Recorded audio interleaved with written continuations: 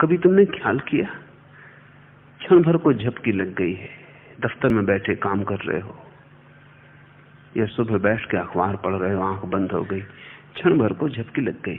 झपकी लगते वक्त दीवार पर टंगी घड़ी देखी थी, फिर झपकी खुली तो देखा 1 मिनट बीता है मुश्किल से। लेकिन झपकी में तुमने एक लंबा सपना देखा। सपना देखा इतना लंबा कि अगर उतने सपने को घटना पड़े तो 50 वर्ष लग जाए। कि तुम छोटे थे, कि तुम बूढ़े हो गए सपने में, कि तुमने विवाह कर लिया, कि तुम्हारे बच्चे हो गए, कि बच्चों के विवाह का क्षण करीब आ गया, कि शहनाई बजती थी और शहनाई की ही आवाज से नींद टूट गई। घड़ी में देखा क्षण बीता है। इतना लंबा सपना देख लिया इतने से क्षण में। वैज्ञानिक भी इस बात से राजी कि समय सापेक्ष है और तुम्हारे समय की प्रतीति रोज बदलती है। जब तुम प्रसन्न होते हो समय जल्दी बीत जाता है, जब तुम दुखी होते हो समय मुश्किल से बीतता है। तुम आनंदित होते हो पता नहीं चलता कहां बीत गए घंटे, क्षण पल मालूम होते। जब तुम दुखी होते हो जीवन बोझ से दबा होता है, उदास होते हो क्षण पल घंटों जैसे लगते हैं, बीतते नहीं लगते कि बीतेगी ये रात या नहीं बीतेगी, इतनी लंबा जाती। समय तुम्हारे मन के ऊपर निर्भर है। तुम जितने मूर्छित होते हो उसी मात्रा में सपने तुम्हारे मन को पकड़ते। तुम जितने जागृत होते हो उसी मात्रा में सपने कम पकड़ते। मूर्छा गहरी हो तो एक क्षण में वर्षों का सपना हो सकता है। होश गहरा हो, परिपूर्ण हो तो समय मिट ही जाता है। वर्षों का तो सवाल ही नहीं, समय ही समाप्त हो जाता है। पूछो महावीर से, बुद्ध से, जीसस से, वो कहते हैं जब समाधि फलित होती है तो समय विलीन हो जाता है। परिपूर्ण समाधान की अवस्था में समय होता ही नहीं।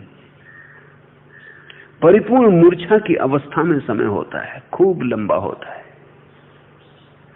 और हम बीच में भटकते हैं, कभी मूर्छित, कभी होश, कभी सुखी, कभी दुखी। दुख में समय बहुत लंबा हो जाता है। ईसाई कहते हैं कि नरक शाश्वत, एक बार गिर गए तो फिर छूटोगे नहीं।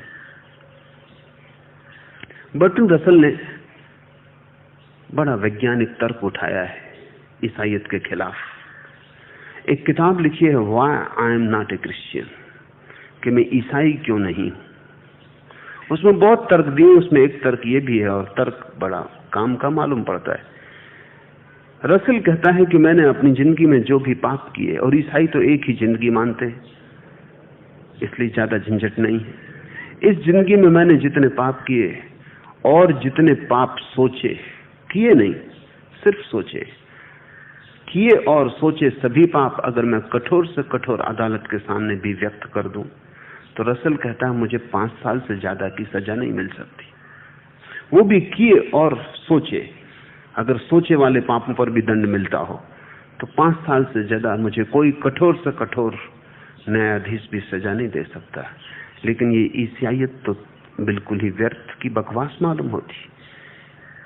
इतने से पापों के लिए अनंत काल तक मुझे नरक में डाल दिया जाएगा, ये बात समझ में नहीं आती। ये तो दंड जरूरत से ज्यादा मालूम पड़ता है।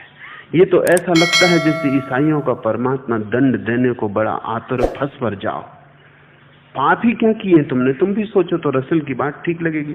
कुछ थोड़ा बहुत पैसा चुरा लिया होगा, कहीं किसी की जेब काट ली होगी, कहीं मौका पाके नोट पड़ा होगा तो नहीं बताया होगा, रख लिया होगा, किसी की पत्नी की तरफ वासना से देख लिया होगा, किसी के मकान की तरफ ईर्ष्या से देख लिया होगा, किसी को गाली दे दी होगी, किसी से लड़ लिए होगे। यही पाप है, बड़े छोटे मोटे 2 कौड़ी के।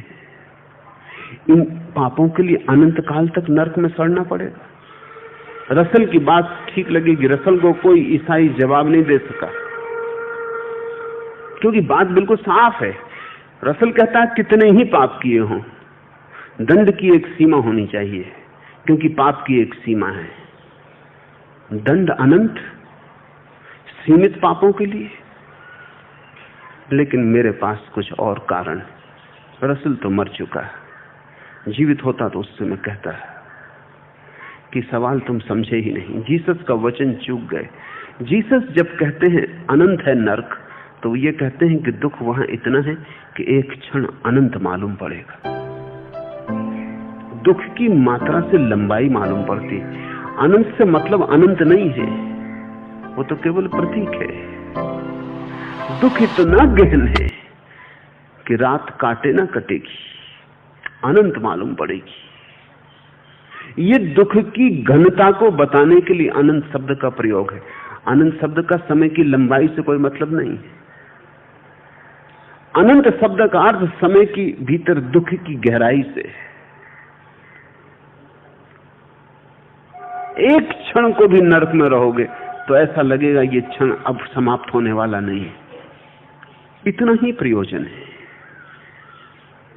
दुख के क्षण अनंत हो जाते, सुख के क्षण छोटे हो जाते, आनंद के क्षण में समय बचता ही नहीं।